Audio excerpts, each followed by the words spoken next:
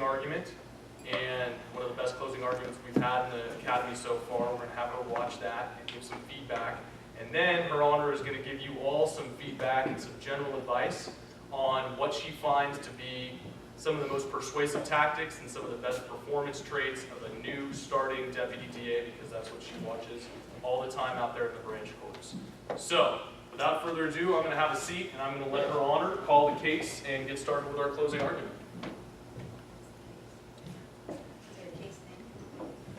Yes, this is the People versus Todd Marinovich.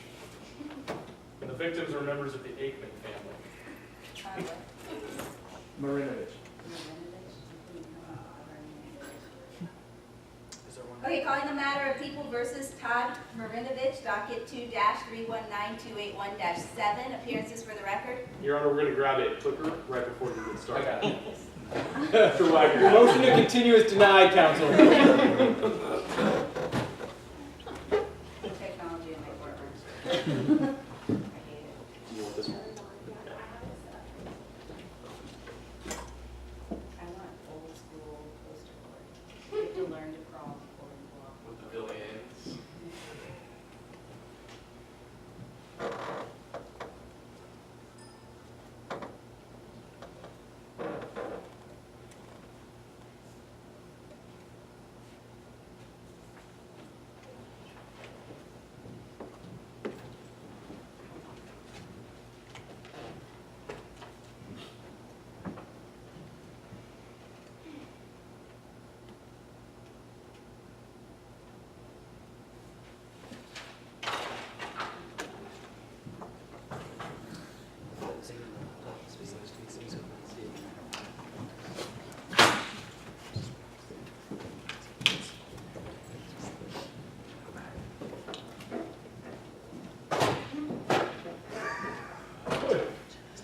Just going back.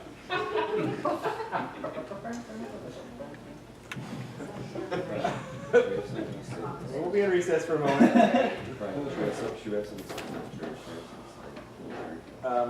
assumed that Aaron was going to sit there when he stopped pacing. Oh. I'm joking.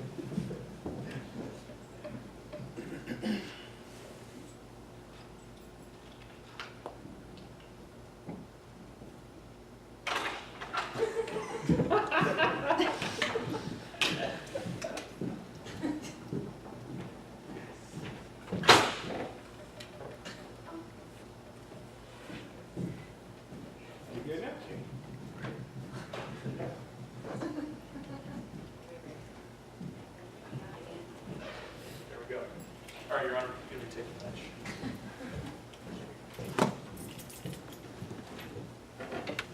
Okay, are the people ready to give their closing argument? The people are ready, Your Honor. You may at this time give your closing argument.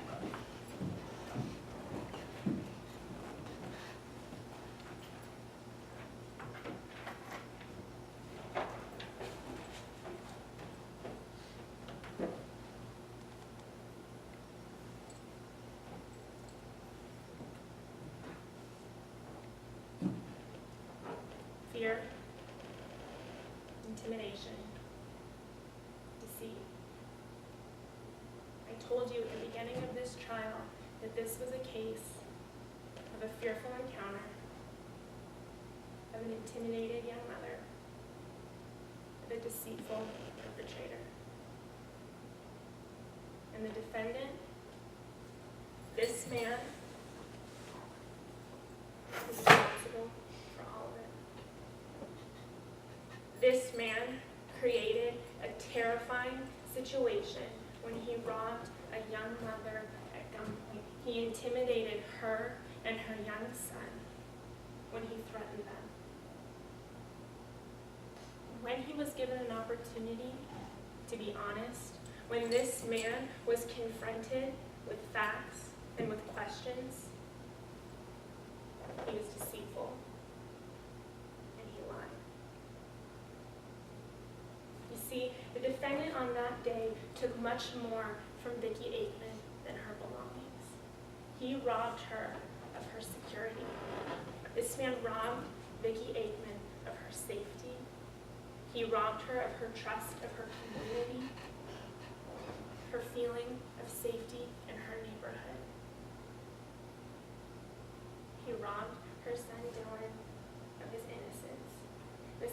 joy of a little boy walking down the street with his mommy, feeling safe.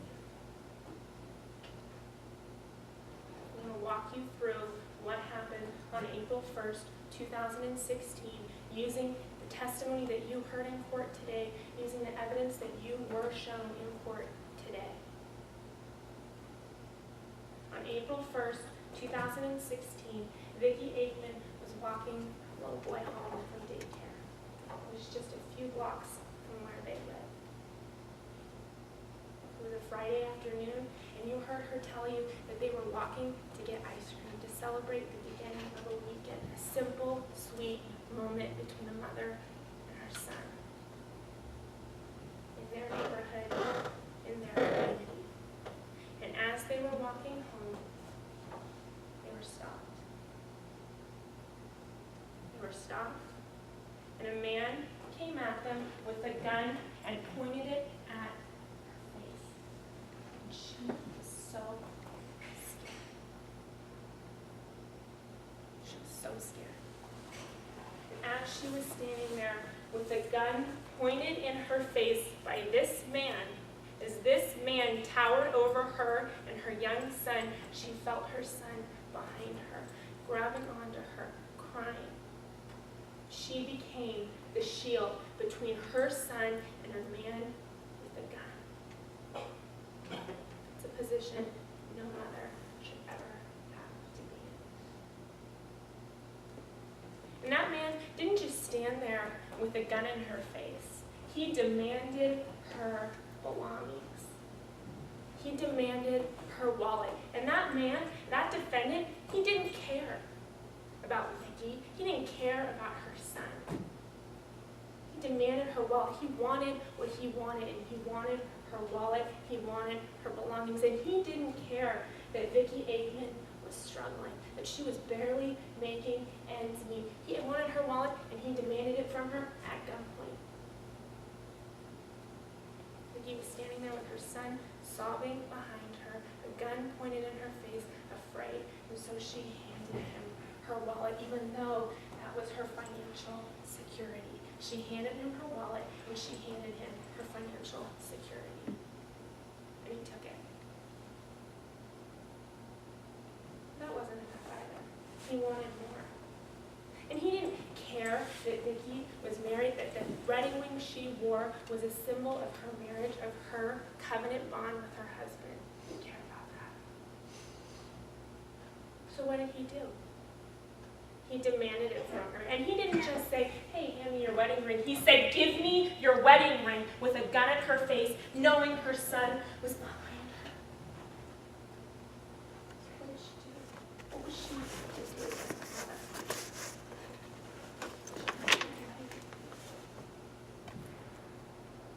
And that still wasn't enough for this man. Her wedding ring, her financial security, her wallet wasn't enough. He wanted more.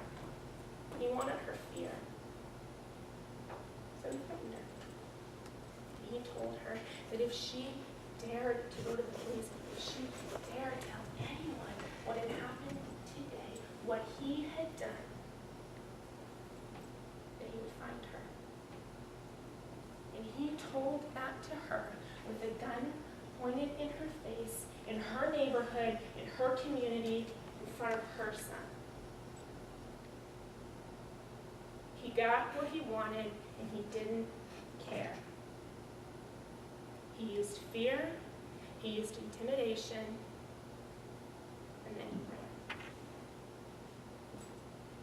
You heard that 911 call today.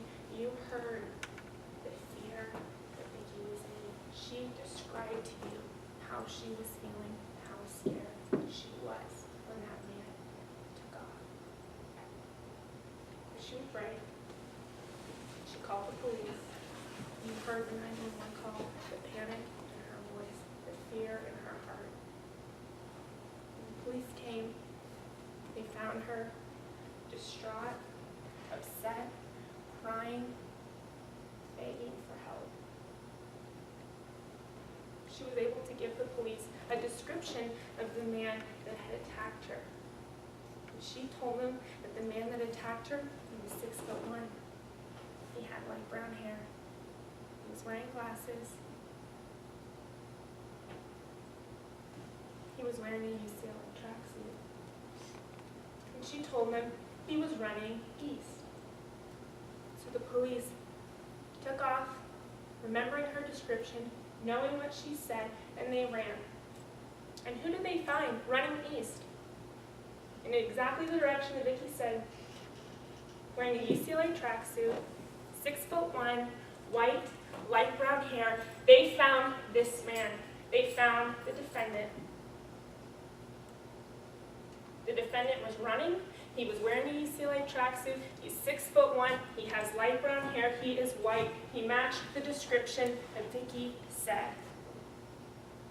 This is his opportunity, to be honest. This is his moment to be truthful. He's confronted. Where'd you get the wedding ring that you have on your hand? But this man, he doesn't care about the truth. He wants what he wants, and he did not want to get caught. So what did he do? He lied. He lied to the police. He lied to investigators. He lied to you on the stand today.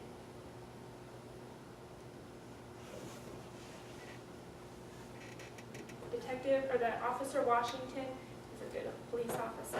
After he found the man, after Vicky identified the man, after she looked at the wedding ring that her husband put on her finger 16 years ago, she said, "That's my wedding ring. That's the man that took it. That's the man that took it. That's the man that robbed me at gunpoint." Officer Washington walked back along the route from where this man was found to where Vicky was robbed. And along the way, in a flower pot, he found this gun. A silver revolver. In a flower pot. Matched the description of the gun that Vicky said was pointed at her.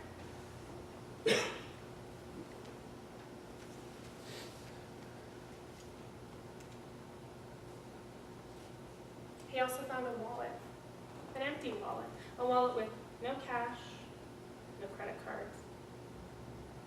But it did have a photo in it,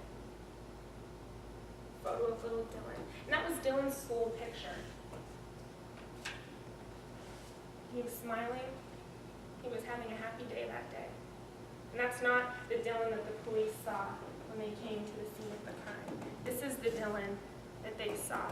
This is the little boy who was terrified. This is the Dylan they saw. And in that flower pot, with that silver revolver, with that empty wallet, he also found a cell phone that was the defendant's. It was playing a UCLA ringtone. Those were all dumped together. And the defendant claimed that he didn't know anything about a robbery. It was all a big misunderstanding. But he told investigators he knew that there was no cash and no credit cards in that wallet. And he told you on the stand today that he knows that cash and credit cards are typically kept in wallets, but yet he knew from a wallet that he claimed he had never seen before, that he knew nothing about, that there was no cash and no credit cards about it. This man is not telling the truth. He did not tell the truth during that investigation. He's not telling the truth today. I want to walk you through some of the elements, or some of the charges rather, in front of the defendant today. I want to show you the elements that have been proven today in court. The first charge before the defendant is second-degree robbery. And there are a couple elements that are involved in second-degree robbery. The first element is that the defendant took property that wasn't his own. The second element is that the property was in the possession of another person. The third element is that the property was taken from that other person. The fourth element is that the property was taken against that person as well. The fifth element is that the defendant used force or fear to take the property. And finally, the last element is that the defendant intended to deprive the owner of that property permanently. Now this is complicated language, but in a way it's not complicated.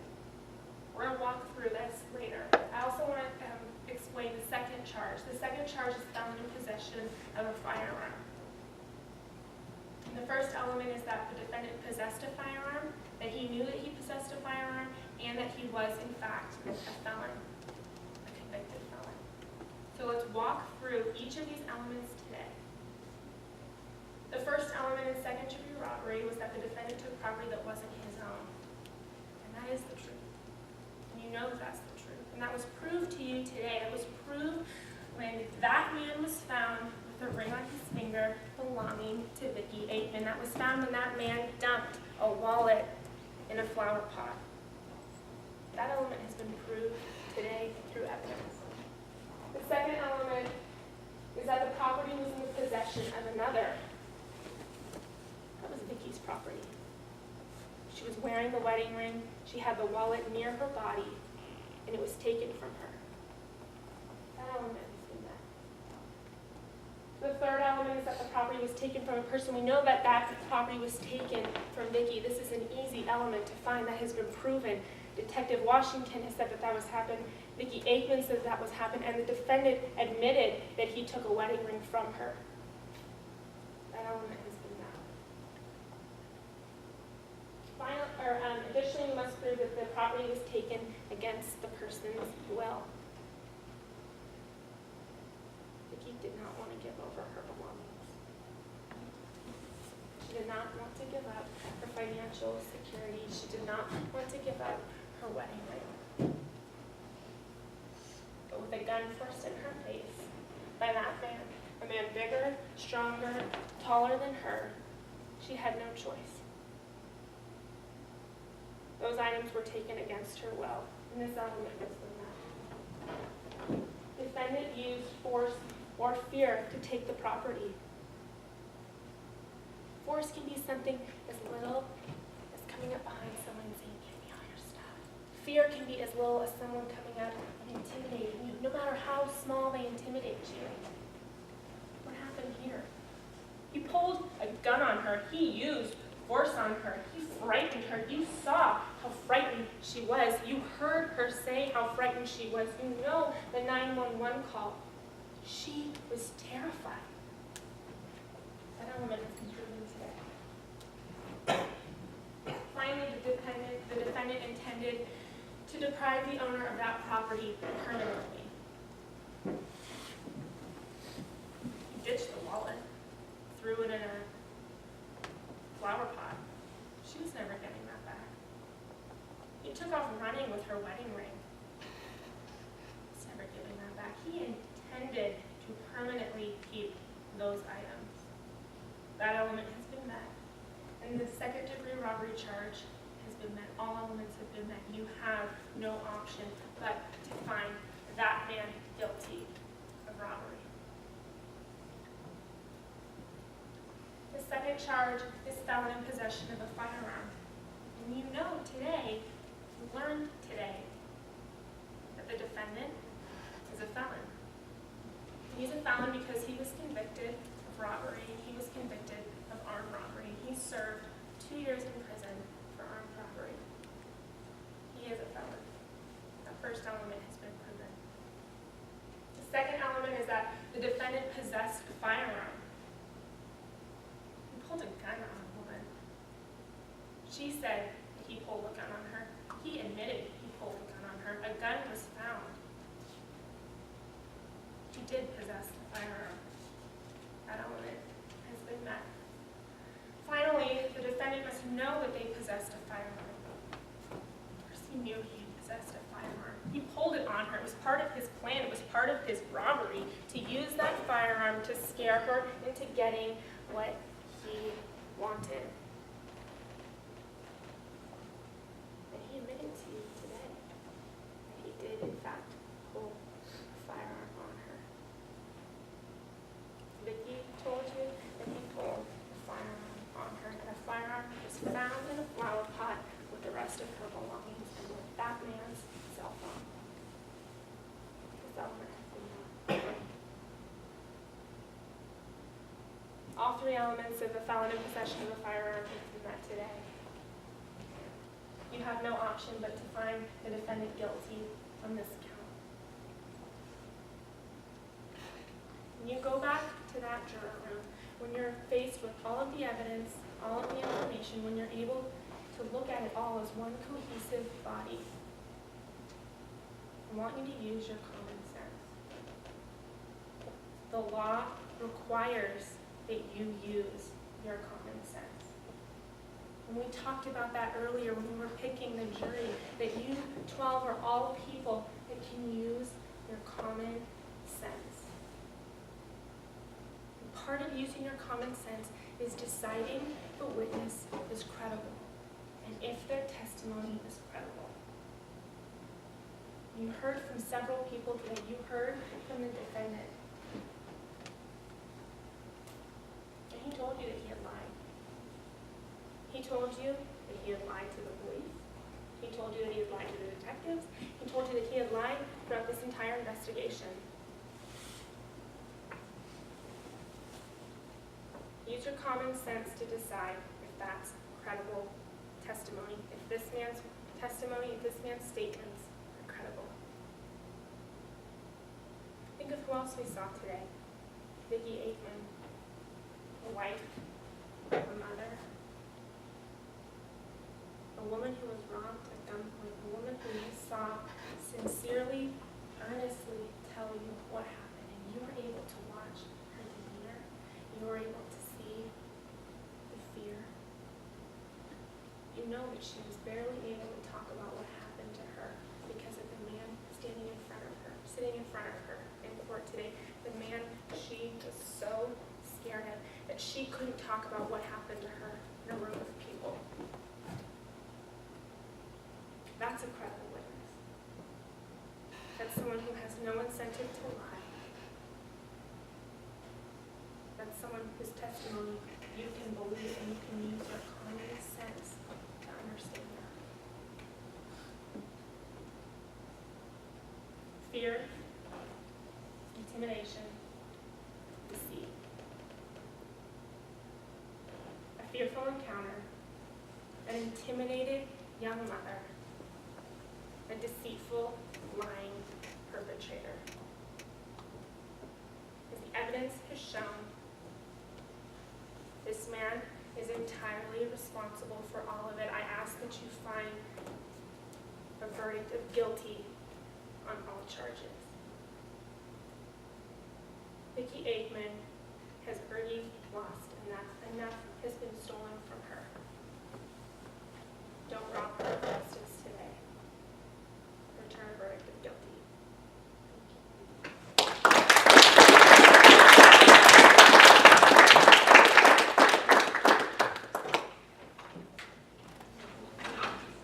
Where do you want me to be? Okay.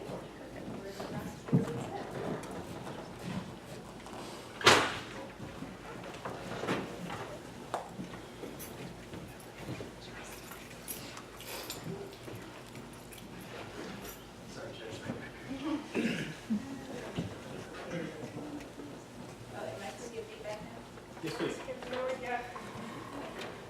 Just me? You guys are gonna give feedback? We've given feedback. Okay. So, it's not usually how I roll, but I'll start with compliments. If you ever appear in front of me, don't expect that.